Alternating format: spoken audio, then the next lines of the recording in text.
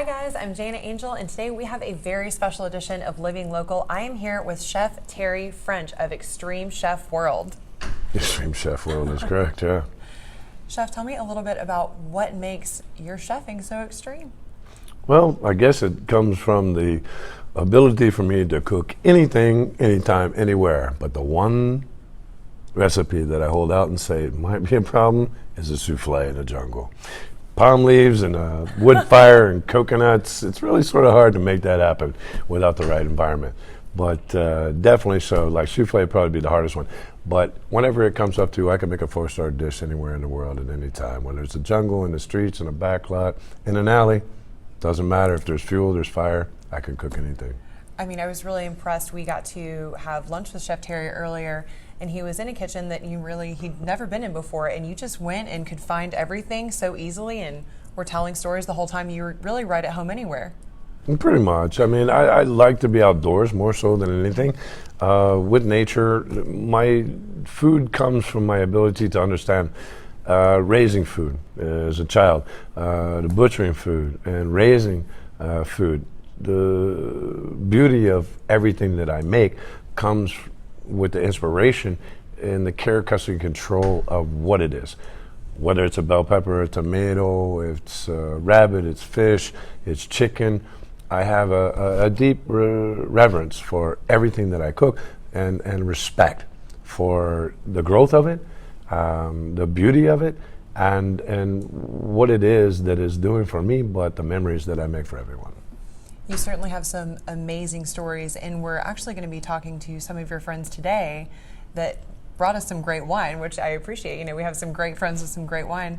Do you want to talk to us a little bit about this? Oh, definitely. A few months ago, I ran into some very wonderful people from Argentina, and listened to. I'm going to let you talk while I drink. Does that work for you? Oh no, you go right ahead.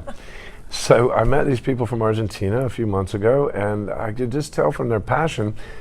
I've traveled the world 10 times. I've cooked in all kinds of places, from Hong Kong to Southeast Asia, Australia, on cruise ships and jungles and the best kitchens in the world. And I came across these people, and Argentina is someplace I've never been or put my boot heels into. So in speaking with them, they started to tell me the story of Argentina. Now, with the aspects of like, okay, well, what's South America? What's different? Is Central America, South America, Mexico? I really truthfully didn't understand until I started listening to them to tell me the story. But the passion that they come with every word that comes out of their mouth, the artistry, the love, the music, the bohemian, the art, the culture, and then the asado, the meat, the farms, the wine. I was like, wow, I've never been here yet. This is something that I want to put myself into. So I started to talk with them, and they talked back to me, and I met this wonderful gentleman called Marcelo Victoria of Mahadre Wines out of Mendoza, and he began to tell me the story of his life. And being a former military guy, he happened to be a naval aviator for Argentina. And then we sort of hit it off, and it became a bromance. So we started talking, and he was telling me about his wines, and he's telling me about unpolluted air and the Andes and the water and the land and the people and the culture, from gauchos to the cattle drives to the tango in Buenos Aires and cosmopolitan lifestyle of the southern Paris of South America. And I became enthralled, and I said, well, I want to learn more. So I've delved myself into it for the past 3 to 4 months, and joined up with him and partnered with him to be able to bring what we have now dubbed La Tusa. What is Latam for most people, Latin America? What is La Tusa? Bringing Latin to the USA. And to tell the story and to bring the culture so that people can completely understand. There's one wine that I fell in love with in Manhattan, in the wine shops and all through, and I could never understand why they were only $7 and they taste this doggone good. Malbecs from Argentina. And I'm like, how do you do it? How do you get there? And that was the first question I asked him. How do you get a bottle of wine from Argentina for $7 to 30th on the east side and Upper East in Manhattan? What did he say? Because we can. And I said, I'm not going to fight you. But I said, I fell in love with it then. And then he gave me his wine, Mahadri, Malbec. And I said, well, I'm in love. How can we work together? And I want to help you as he's trying to put together his ability to bring the culture of everything from Argentina, from leather to food products, the wine, and the culture and the experience for Americans to appreciate that Argentina is a country that many Americans really truthfully don't understand everything that it has to offer. In between the food, the people, the art, leather hand goods, paintings, fashion, music, the tango was originated there. Everything that's sexy in the world as a chef, God, it all lives in Argentina. And this is a journey for me that I've never put there, that out of all my travels, that I'm looking very much forward to working with them, to be able to get in and just really have a great time in understanding a world that is something other than normal from the Americas. Well, to say North America, but from South America, it is the epitome of everything that is great. There's so many different facts that I can say about Argentina that enthralls me after all my travels throughout all the world, that it's like, a new frontier for me. Right. Like Elon Musk wanting to go to Mars, Argentina is just this place I just want to put my head in. Argentina culinary. is your Mars. It's my Mars right now. I want to go there and I want to eat this up and just take it and give it to the world. One thing I just want to take you back to and talk a little bit more about is your passion for the purity and kind of the genuineness of that area. You were talking to me earlier and you mentioned there are amazing conservation efforts that are actually being complemented by the wines that Marcelo makes. Mm-hmm. Some of his wines are actually dedicated to the sea and reviving our oceans. As an activist, as a chef, I spend a lot of time. I don't spend so much time in the kitchens anymore, but I'm in the kitchens and I'm working with younger chefs to try and teach them. I mentor chefs from Dubai, Nairobi. Just got hit up from a chef from Egypt wanting to work with me. When I look at Argentina and the ability for asado and asadores to go and work with them side by side over open wood fires with goats and lamb and the beef, the quality and the purity from what it is in Argentina, the Andes glacier waters coming down. And it's actually getting colder there, not hotter there compared to Greenland or Iceland. So when you look at it's one of the last non-polluted places on the earth. And this wine that we're drinking comes from the soil and the limestone and the water that flows from the Andes. The genius of the experience to be told by the people that come from there exactly what is embodied here. This is not just wine. It's a love, it's passion, it's life. As Marcelo, the wine producer and owner of Mahadri Wines, tells me, wine is food, but this is love. And so with every glass that I drink, every time that I am with him and we share this, we're sharing memory, we're making a history. And to bring Argentinian culture to the United States is history being made right now in what it is that I'm doing. So out of all the things that I've done in my life, it's something that is important to me, that the world understands culture again, and we get back to understanding what is real. I think that's so important. One thing that we love to focus on in Living Local is what you can bring people together with. And I feel like so many times it's food and it's drink and it's memories that are made. Now, you've been in a situation where you actually didn't even speak the language with your business partners, and what brought you together was the amazing food and wine that was on the table in front of you. In all my travels and everything that I've done, it's always been said and it's written up in all the bios and social media and everything. It's never been a problem for me not to speak a language, because food is a common denominator in between the ability for me to learn, but it's within the eyes of every person that I see that I understand their culture. I guess I'm more sort of like a sociologist, research scientist, in understanding people through food culture and what it is that we're able to share, whether or not it's squid or it's seaweed or it's wheat or an acacia berry, or a mango hanging off a tree in the Caribbean. I take this and I share this and we look at it and we both know that we're going to eat sometime. I had an 11-year-old girl tell me, it was an epiphany for me, looked at me and she said, Chef, what would it be like if we took food out of the world? If there was no food, what would it be? I said, there wouldn't be. Wow. It'd just be a rock because there wouldn't be nobody here. This girl's 11 years old, thinking on a mental state like that. It was brilliant to me, and I hugged her, and I said, oh my God, you're so genius. You're thinking like this is great. But so when we talk about the Argentina being clean, unpolluted, cosmopolitan, very educated country, it's into the fact that they care in sustainability, in conservation, in what they do, watersheds and the like of this, and wines that Marcelo is making.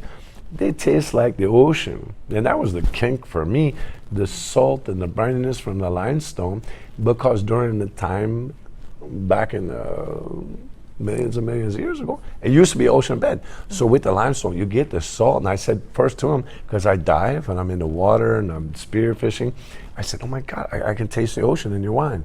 That was a genius for me. And I said, I want to partner with you because I've never tasted it like this before. This is genius.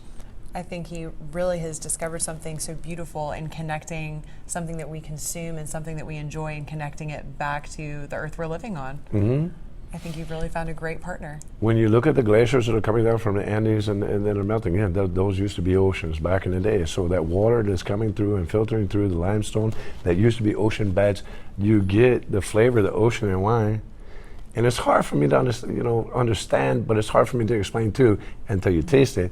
But it's funny to see something red and say, this is as blue as the ocean, to me, because you can feel it, you can taste it, you can sense it from the taste of it. Mm-hmm. But it doesn't have anything added to it.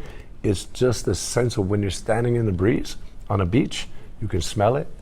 When you smell it and when you taste it, it's much different than Italian wine, California wines, and this. From Argentina, it's Precambrian. Mm-hmm. If you go back and you look at this, and you're more than welcome to it at any time, Jana, to go do your research. I don't want to get long-winded about this, but if you go back to the time before the Andes rose and everything, there were oceans there, and this is where I feel, and I get this, as an ocean activist and researcher, I understand the oceans in a grand way. But within this and what we're doing is to draw awareness to getting plastic out of the water, to saving species of fish from pandemics of lionfish. I'm a huge activist in this sport. Most people, you go to the beach in Miami, you go to the beach in Puerto Rico, wherever you go, Hawaii, and you look out in the sun setting, you're looking at the ocean. But if you could only have glasses on that looks underneath the surface as the sun's reflecting, to see actually the war that is going on in the ocean. This I wish I could give to everyone, to have those rose-colored glasses to see what it is. It would make everyone more aware of just how important it is, what I'm trying to do, and everything that I do with my activism and teaching people about the ocean and seafood and the like of that, so that they can completely understand. Saving the sea turtles, they have their purpose. Lionfish coming out of the water, a pandemic happened after Hurricane Andrew that is spread all throughout the Atlantic, through the Caribbean and through the Gulf, that are eating up every species of fish. So if you like sushi, Jana, there's a chance in the next 15 years you're not going to get the bluefin tuna. You're not going to get that from overfishing, from the overpopulation of lionfish, eating all the shrimp, all the lobster, all the snapper, and that. So, hey, if I bought the copyright to lionfish right now, I'd probably be the richest man in the world like Bill Gates when he invented Microsoft. Definitely. I think that it's something that we have such a great opportunity to improve and actually save and create somewhere sustainable, and the fact that, even though you're someone who is using these animals and is using this meat to prepare your food, you're also working on the other end to make sure that it's done properly and sustainably so that we can cook and enjoy these dishes for years and years to come. Definitely. It's for the future of humanity. We have one great thing. There are zoos. And I've always said, it's like, when I go to a zoo and I see animals kept up in cages, it breaks my heart. I'd rather put people in there and take the animals out, let the silverback go back to Kilimanjaro and be in the mountains because that's where they live. Why do we take animals and put them in zoos? I think zoos should be done away with. As I say, I've grown up to be a hunter, a fisherman. I cook what I kill, but I have respect for what it is. And I know there's huge movements in gluten-free and vegans and people that care about a lot of different things. Although I do cook meat and seafood and I catch it and I kill it, I always have respect and reverence and I utilize it to the best effect. So if I'm taking the meat, I'm taking the bones, I'm doing with this, I'm making a stock, everything, I use it, but I'm always thankful for every life that I take. And I will tell you this, even within this bell pepper, it's no different than a tuna. It's no different than a chicken. It's no different than a cow. To me, I just took the life off of this, but it will die if I don't take it from the stem and utilize it. But at the same time, it's the way it is with food. So as a chef, it's hard for me to explain to people that have factions with, I don't eat meat or I don't eat gluten, and I understand all the different intolerances these days, and I'm respectful for them. But just like this, the reverence that I have for this bell pepper is the same reverence that I have for a tuna. And the life that I take when I put a knife to the heart and kill it humanely and do that, whether or not it's a Mengele, it's a pig that I take or whatever, to be able to prepare food. It's a hard world to live in today as a chef, in between everyone and what their expectations are in food. As I'm in a restaurant and I listen to them, well, I'm a vegan, what can I get? I'm gluten-free, what can I get? And I feel for them because nobody's prepared and they're not set up for it. I'm in a Cuban restaurant, I'm eating a Cuban sandwich with ham, pork and mustard and cheese. I'm the last person in the world being vegan right now. But there's a gentleman there trying to find something that he can eat for lunch. Oh, I can have an orange that's unpeeled, and then I can have some rice or a plantain. That's all you have on my menu. So I'm very curiously, I'm trying to understand all restaurants being there, because the transition is happening so quickly. It's a problem. But this is important for people to understand that this is just as important. But the biggest problem is bees. Bees, right. Bees. I have bees on my chef coats in my protection of bees, that anybody that puts pesticides in their lawns, on their trees, using Roundup, there's a whole class action lawsuit of people with the mesothelioma or whatever cancers are coming from it. But with all of these things, you think you want to have a beautiful lawn, you're taking away from this beauty here. Bees have declined almost 40% just this year alone. What people don't know is actually bees are wonderful to have in your lawn and in your yard. We've actually had bees on my family's property for as long as I can remember. I took bees in beekeeping in college. I mean, just knowing that information and knowing what part they play is extremely important. And I would do anything to have a government initiative to give people money to actually have beehives in their yard and to help bees just recoup, because of all of the just all the fertilization and everything that's going. If you have an organic garden and like that, and a friend of mine, I sit in his yard, we're drinking wine, I have bees actually land on me. And that's why I put the bees there on my chef coats with this. And I talked to my clothing company, and I said, please put bees on here. And it's my thing, please save my bees, please. Everyone just like, oh, do you swat it out? I'm like, oh my God, don't hit that bee. Because we need that bee to pollinate. But bees are not easy to raise either. It's a whole culture and a whole science to do that, because you can have a whole colony just die on you just like this, because they're an intricate world in which they live in. And now bees are actually being affected by plastic as well, because they're taking it and it's coming into their world. And so when you look at the plastic problem in between turtles, the oceans, and this, but it's now affecting actually insects and human beings, as they say, within the next 10 years, you will have 96 microbial particles in your own bloodstream, just from plastics, just from drinking water. That's how much plastic is out there in petroleum that is being ingested by every living creature on the face of the earth. So getting rid of plastic is on my agenda. So if it was the fur thing and PETA, plastic people probably hate me from listening to me right now. But I'm just very strongly believing in this because I fish all over the world, and I see in the Gulf Stream, I see the plastic jugs, I see tennis shoes, I see sunglasses, I see plastic straws, plastic forks floating through with mahi swimming through them. That's not the way it was supposed to be. Well, I'm certainly proud to know you and know all of your efforts that you're making to get us back to where our world needs to be so that everyone can enjoy it in the future. Cheers to all your hard work, Chef. Oh, salute. Salud.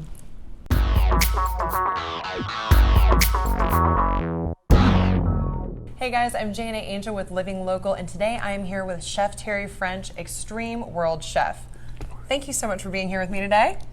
Thank you, Jana. It's awesome. You have an amazing wine partner that you have discovered. Can you tell me a little bit about him? Well, I met this gentleman from Argentina. That's just one of the most amazing guys I've ever met in my life. His name is Marcelo Victoria, out of Mendoza, Argentina. He's a former naval aviator for the Argentinian Navy, fought during the Falkland Wars and flown around the world 80 times. But is now a wine producer from Mendoza, Argentina, and sort of like the Don of old great wine of Argentina. Met him a few months ago, and he came to me and he says, "Hey, I've got this wine. Would you like to taste it?" So, as I said, what do you think, Janet? I think you said yes right away. Malbecs are one of my favorite wines. As I was in New York at one time in Manhattan, and I tried it for the first time, and it was $7 for a bottle of Malbec. And I'm like, Like hey, this? see. And I tried it, and I said, well, how do they get this wine to New York for $7? And then I met this guy, and he tells me, he said, because we can. And I'm like, okay, well, this is great. So, yeah, Marcelo has introduced me to a whole culture of a country that I've not been able to put the heels of my boots into yet. And I'm very excited to partner with him to bring Argentinian culture, as we have now coined our term, La Tusa. Which is actually a word you guys made up together, We correct? made it up together. As we woke up the other day, we said, we're going to make history, because it's never been done before in America. Bringing Argentinian culture from the tango to asado and meat and Argentinian leather, a culture, art, and an amazing Malbec. Absolutely. Outside Cheers of to his that. Chardonnays, Syrahs, Pinot Noirs, Argentina is one of the most amazing countries. And all being so, the South American Paris in cosmopolitan beauty, culture, education, just everything that I find amazing. And I am on a journey to explore it and be able to share it with everyone that I can here in America. I think that's wonderful. We're excited on Living Local to make sure we bring you a little bit of Argentina to your backyard.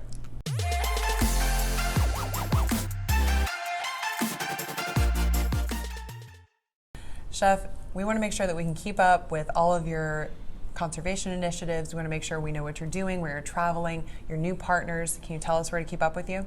Okay, well, it's very easy. You can call my manager, but I'm not going to give you that number.